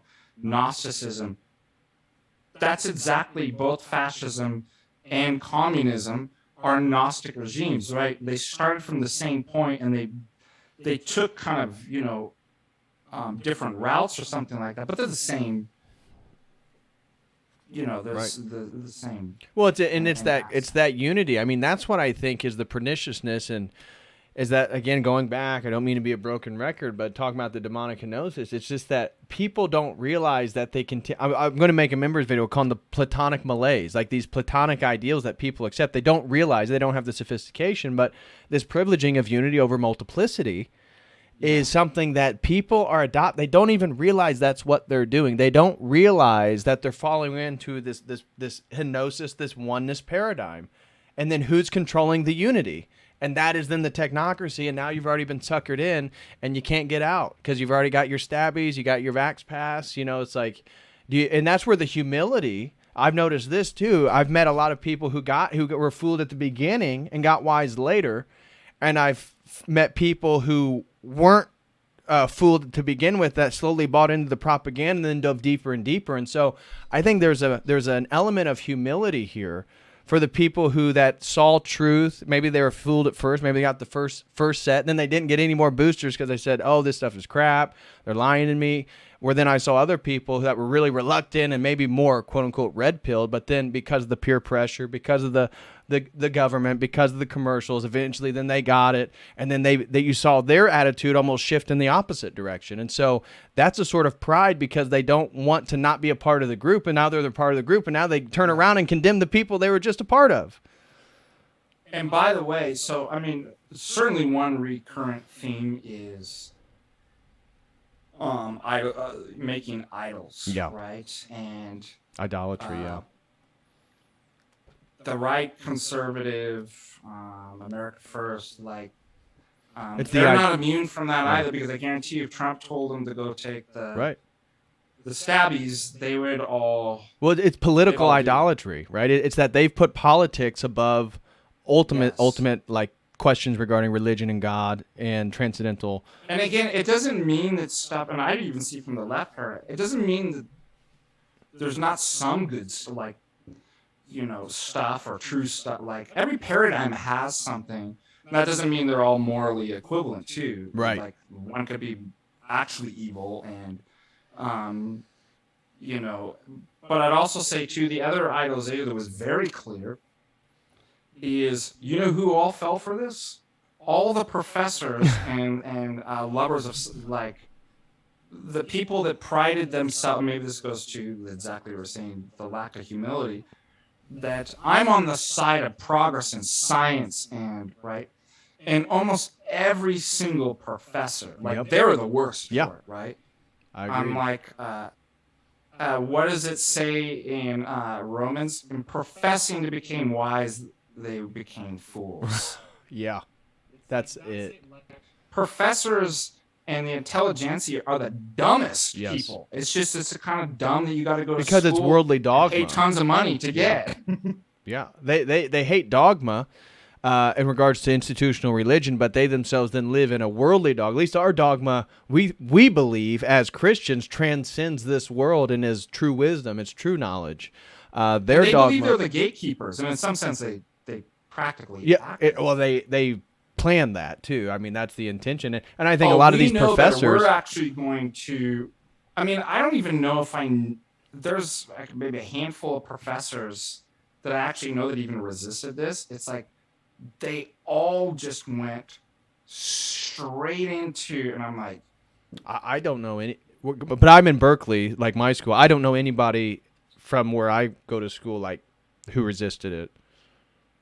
Yeah, and the other thing too is they certainly have the social pressure that, because it's like, well, you want tenure and you want to be esteemed by your colleagues, and so they were the most susceptible were the professors, and the reason why is because, again, here's a total normie position.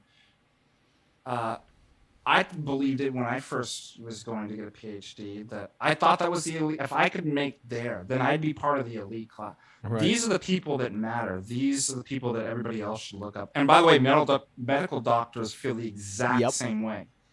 Oh, we're special, right? It's like, I would say, like, all of that group are the worst people. Like we should not be looking up to them at all. No. There are very, very few academic colleagues or professors that I actually even look up to. God forgive me, that I actually disdain most. I do too. And the reason why is because I think academia and intelligentsia is dumb and stupid. It's a brainwashing, and you made an idol of it, and you think that you're somebody. You're nobody. Right. Like, you're going to be for Judgment Day, and you're going to be held more accountable for. And the only academics that I actually respect are the ones that really did stand up to this. Yeah, the ones that challenge the system. And it's like the rogue scholars that the academy, again, the institutions are kind of leery of. But that, I mean, it's Dr. like David that's. Bradshaw, I'm talking about you. No, but like here's a great scholar. I mean, I hope he doesn't mind me giving him praises. But here's a great scholar, the best in his field, I would say. And he's much nicer than me, right? Like, I'm a fighter. I'm like, where are they? I'm ready to fight. Who's this? Dr. David Bradshaw. Oh, okay, yeah. Oh, I didn't realize he stood up and I didn't hear some of that Oh, stuff. he doesn't believe in any of this stuff. Oh, Yeah, good. like like he's been great the whole time about, but he's a better man than I am because he's just so much. He's more humble than I am, and he's more gentle. Right. And it's like you can. It's fairly easy for you to get upset with me because I'm a bit more forceful and ready for fights. I'm no Jay Dyer, but right. Speaking of Jay, again, we got our his event down in Florida. I hope to see everybody. Be hanging out in St. Augustine. I'll actually be speaking at his event on September 3rd in Orlando. Well, Father Deacons, I really do. Oh, dude, that'd been so much fun if we could spend a Labor Day weekend on the Florida Atlantic side beach, have some drinks, talk philosophy, go to liturgy. What day is that? Maybe if I start driving now. Yeah. When's Labor Day? Yeah, we'll be there from the 1st to the 6th in St. Augustine, and the event is in Orlando, which is an hour and a half away. So anybody who can make it, go to St. Augustine for Labor Day weekend. Dyer and myself will be hanging out. You just have to stream me. I know. We'll FaceTime you and then rub it in. Embrace the technocracy. Yeah. I'll FaceTime you when I'm on about my third mojito and show you like the mint leaves and how ice cold it is and how beautiful the sky and the beach is. I'll just have to use my alchemical manipulation and formulas to transcend my physical space and upload myself into the cloud. There you go. We'll just have a hologram. We'll just hologram you there. Yeah. Just put on your VR set, stay in Montana, and then there'll be an image of you there, and then you can interact, and we can... That's science. See? Well, is there anything you want to say before hopping into some super chats here? I think we hit, that was a great introduction to... Dang, man, we covered a lot. And we covered a lot of stuff. We got to start doing monthly streams. I did like that you were talking about the unity. I think that maybe you should look into, with your own research, like get some good quotes. From, if you got good books, dude, send. I think the stream's getting ready to end on people. Oh no. Yep. All right. No. We came back. We got it. Oh, see, the server from my ISP, the servers keep messing up once in a while, and when they do maintenance, I can't stream because it doesn't give enough data back out to whoever I'm streaming towards, like YouTube or Rockfin, and so they'll shut off. It looked like it was getting ready to do that, but we're back. We're back. People are with us still. We're live. We're going to dive into some super chats real quick. We're going to run through these. And with one thing, go ahead. So you talked about this obsession with kind of unity and stuff like that. That's a great point. I think that goes back to kind of a 19th century thinking, in particular, to reduce all explanations to kind of one single overarching formula. Right. I mean, you even have and the quest, right?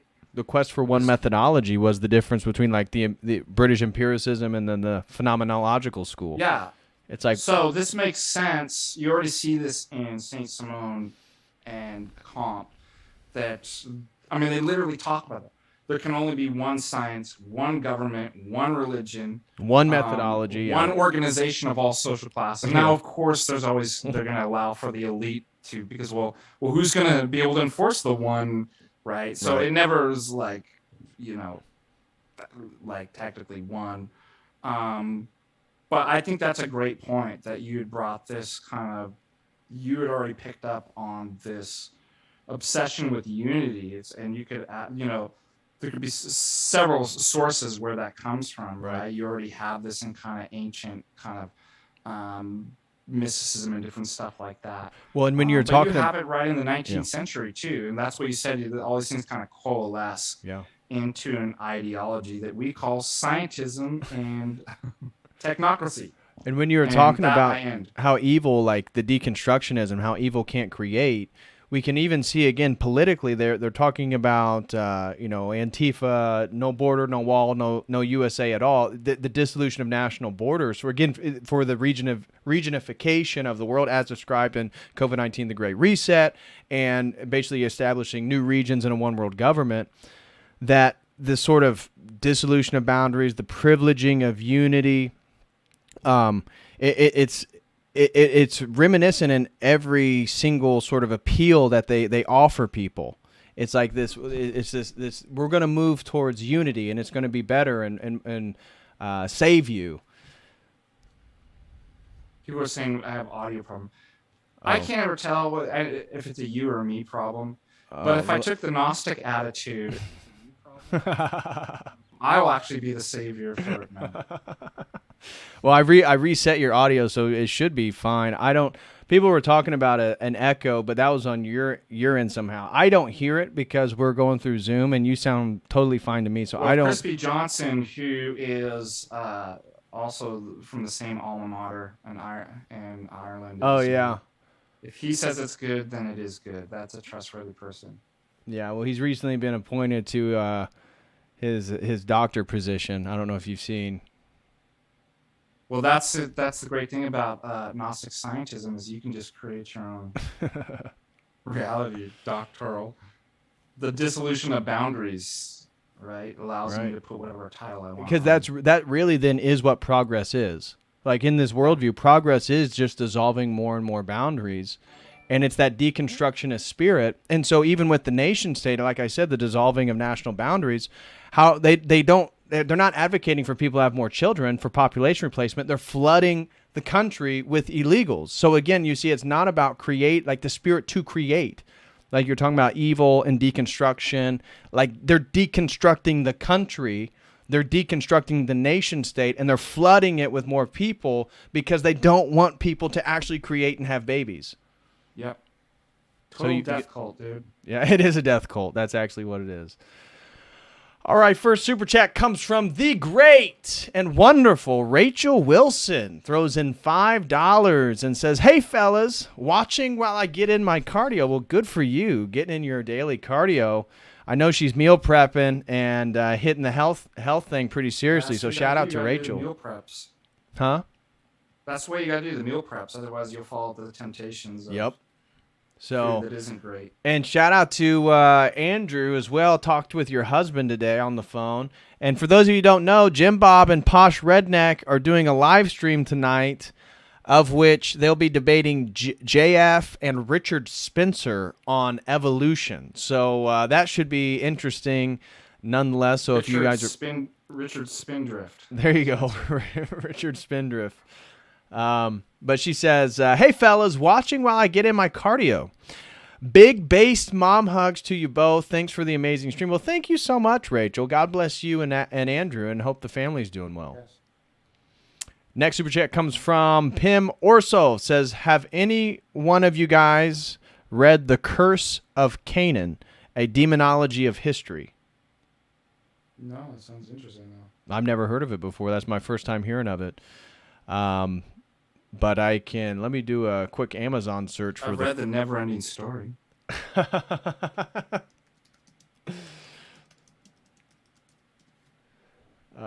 do a philosophical there it is, The Curse of Canaan. I'll definitely look that.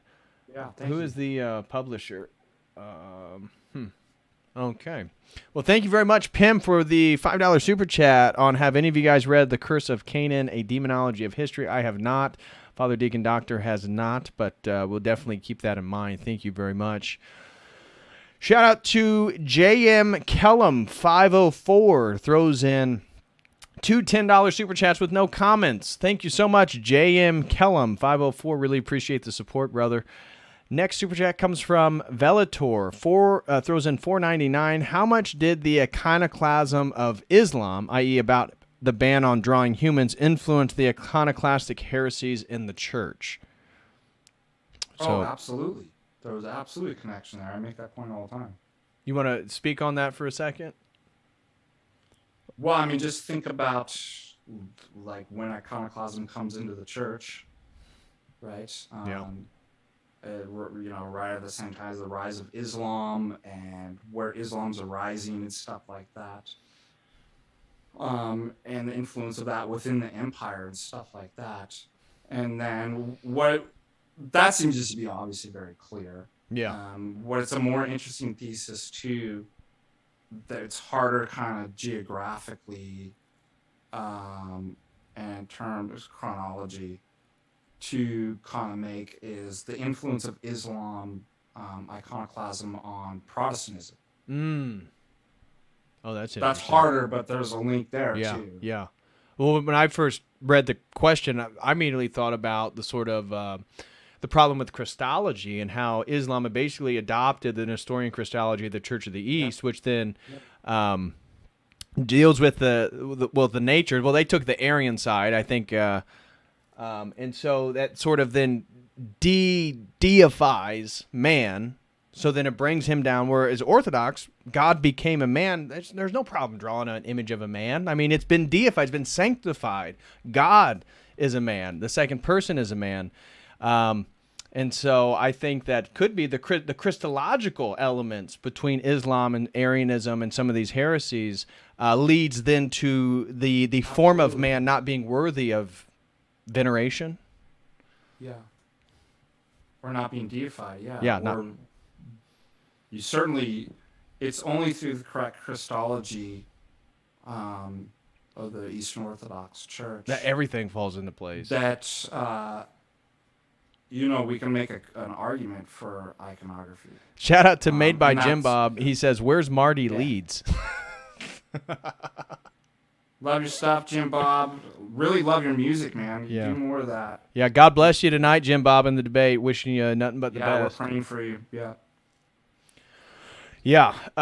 Thank you very much, Velator, for that super chat. Next super chat comes from JM Kellum 504 again. He throws in $5 and says, "I wish David Patrick Harry or Father Deacon Dr. Ananias would do a video refuting Mark Passio and natural law. I have some people that constantly bring Passio up." Are you familiar with Mark Passio? No, but I know about natural law. Yeah, it wouldn't be hard to defeat. He's basically... he's sort of he's like Gnostic. I don't know if he's still Gnostic, but he's all about natural law and has created like this whole sort of subgenre that follow him. He's deep in the conspiracy stuff. He sells like discs and CDs. I think I know who it is. Yeah, and he was kind of he's kind of in the same ballpark as like Jordan Maxwell. Do you remember the Jordan Maxwell? Yep. And so, God rest his soul, he recently passed away. But he's kind of in that same vein, that same line, and he's all about natural law and sort of Gnostic Christianity. So I think that may be something. Maybe that'll be the future stream we'll do together. We'll just do a stream. Maybe that'll be the next one we do is refuting natural law. That'd be useful. Absolutely. And we can bring up Mark Passio and maybe play a few clips. We'll just use Zoom here, share the screen in Zoom, so then they can see our screen. We'll just play a few videos. And then we can critique them. I think that'd probably be a really useful stream. Maybe that's what we'll do next. So thank you, J.M. Kellum, for 504 for that super chat. I think you just came up with our next conversation topic. Pim Orsov throws in $10 and says, "You and DPH have the most deep philosophical conversations. God bless." Well, thank you very much, Pim. I appreciate that. Father Deacon's much more versed than I am, but the philosophy thing, it's a lot of hard work. You're not given it overnight, right? So that's where I think it's like health. It's like something you have to work on to know philosophy and be able to sort of grapple with those ideas. That's a process. Like this awesome beard. It's like a beard. It's a process. It's something that grows. You got to develop it. So we both appreciate that, and if we make these conversations intelligible to the audience, then we've done our job, and hopefully they're useful for people, God willing. Next super chat comes from Josu Garza. Josu Garza throws in $10 and says, "Progressives, quote, Christianity was just a tool used by the medieval elite to control the masses. How can you still believe a dark age fairy tale, unquote? Also progressive, yes, Age of Aquarius, science will set us free. We will be with Mother Gaia. Chop off the top." Or chop off the tip is what he said. Is this guy being sarcastic about that? He's got to be with them. Yeah, he's Orthodox, apparently. Yeah, he's saying progressives mock, basically, he's saying progressives mock Christianity as a medieval form of the elite to control the masses. But then progressives also say, yes, age of Aquarius, science will set us free. We will be with Mother Gaia. And then it says hashtag chop it off. Yeah, exactly. Oh, that's hilarious. Josu Garza, couldn't agree more. And it shows you the innate irony of the sort of progressive worldview and their inability to make any sort of objective, legitimate critiques of anything. But thank you so much for that. And last super chat comes from Jurgen the Stray. Says, no question. I just have been really appreciative of your work and wanted to support a little. Throws in $5. Thank you so much, Jurgen the Stray. Really appreciate that. Anything you want to say before hopping off here, Father? Yeah, we got to do more of these streams. Yes, we do. We got to get your content creation. We got to tick that notch up.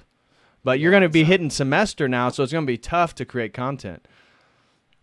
That's why it'll be useful for you to come onto my channel, where then I can already set up the premise, set up the live stream, and then all you have to do is just click join the Zoom meeting and then speak in the microphone. So, what I'll probably do is I always like to, be efficient in whatever I do, and so I'll probably, get a lot of ideas. This is what I love about teaching.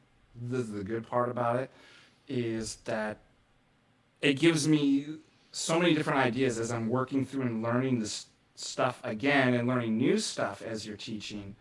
That helps me with, even content. So and thinking through ideas. I mean, that's what these streams too. People don't, they're just as beneficial for me than anybody else. Because as anybody who teaches anything knows, you have to teach yourself first before you can teach anybody else. So then you kind of have that topic or that knowledge in your back pocket. And so that's why I think Dyer and people who create content are so intellectually sharp, is because you have to be, more so than an academic who just sits there and is rarely challenged and is only refuting somebody else who wrote a book, and there's a year-and-a-half lag between criticisms. It's like in the internet debate and everything, it's like immediate criticism, immediate having to respond and stay on your toes. And so I think it really sharpens one's intellect. Absolutely. Yeah, that and science will show you. Science. Listen to my word, science. All right. Well, Father, thank you so much for coming on. God bless you and the wife. Hope everybody is doing well over in the great state of Montana. Shout out to Father Russell as well. Hope he's doing well. Great priests. Got great priests up here, and it's just we just had our Serb Fest. Oh, nice. I'll just tell you a little bit about that. This is crazy. So you remember how crowded it was when you came for the conference? How many people we had? At church? Yeah, at the Holy Trinity? For the Serb Fest, we were doing tours. Father was joking. He's like, oh, the good deacons earned his place in heaven for having to listen to me repeat 6 tours that were an hour and a half. Oh, I actually enjoyed it. But we had even more. We had lines going out. We had 4,000 people come through and were exposed to Orthodoxy just that day. Wow. 6 tours, totally filled up out the door. So that's 200-300 people. Jeez.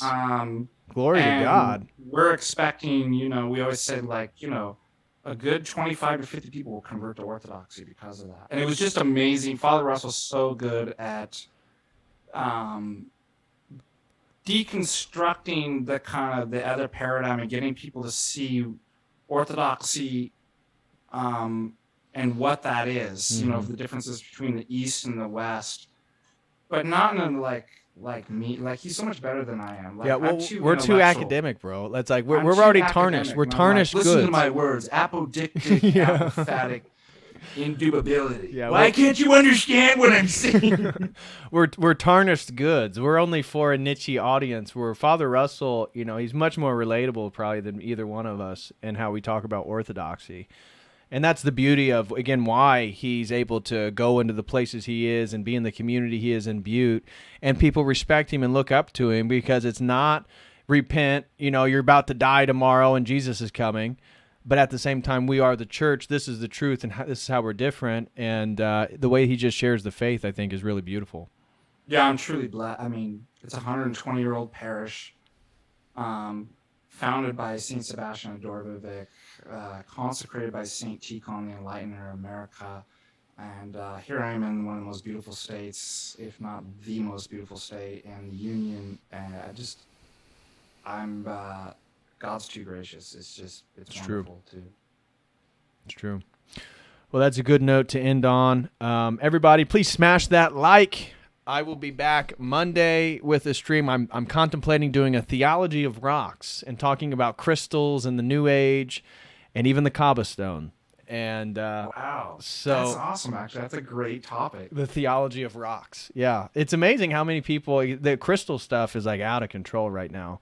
It was more popular now than I feel like it was when I was in. That's the New crazy. Age. I mean, I guess we don't really get it up here, but I've wondered about that. Like, did it just die off, or when you're saying it's actually more popular than ever? No, that's what especially for women, I've had multiple people reach out to me. Hey, you need to do a stream on crystals. You know, my sister's into crystals, or this person's into crystals. You know, everybody's talking about crystals, and it's like, all right, we'll do a theology of rocks. You should start your stream off with that clip from Napoleon Dynamite where he has the time machine, he has the crystal, and he's looking shot. He's, oh! I just shared an Uncle Rico clip where he throws a steak and it's Napoleon in the face on my Instagram. But yeah, guys, I will be back Friday, most likely with the theology of rocks. I got a few ideas. I was wanting to do one also. I may do on I was going to do one on correcting your family tree. So I just did a stream before this one on the death of man being like rootlessness, like being divorced from his ancestors and how they're doing that through the divorce courts, the culture, sexuality, all this different stuff. But then I was thinking, well, then I need to create a stream if we're being divorced from our family trees and our ancestry. I want to talk then about how orthodoxy is an opportunity for us all then to sort of correct potential family errors, whether it be Protestantism or Catholicism or Islam or Hermeticism or atheism or whatever it is. And so then you can bring up your children in the true faith. And this is a sort of correcting of a family tree. And your family tree is only going to prosper because the Orthodox Church wants you to have kids, wants you to have babies. I don't know. So one of those topics, I don't know. Good one, yeah.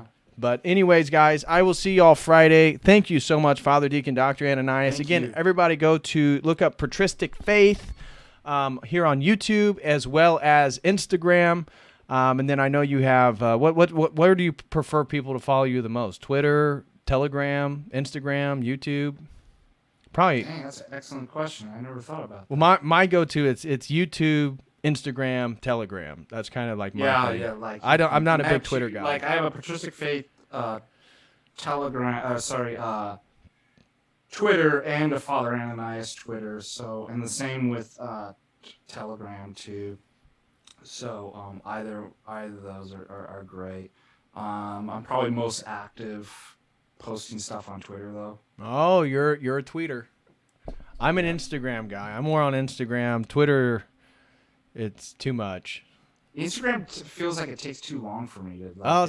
It's ironic because people would look at you and the way you speak that you're the more slow down, sort of melodic type person. Actually, that's me, and I'm all like bing bing bop boom like when I'm talking and streaming.